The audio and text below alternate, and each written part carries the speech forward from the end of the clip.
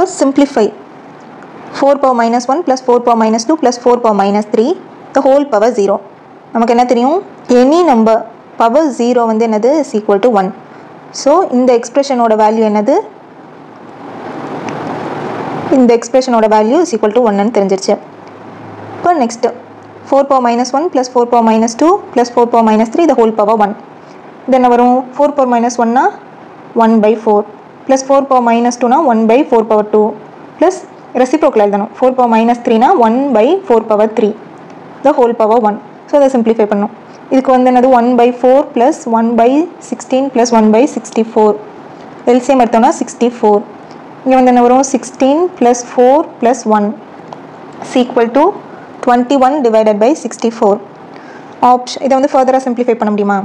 முடியாது. So option C 21 divided by 64 is the answer.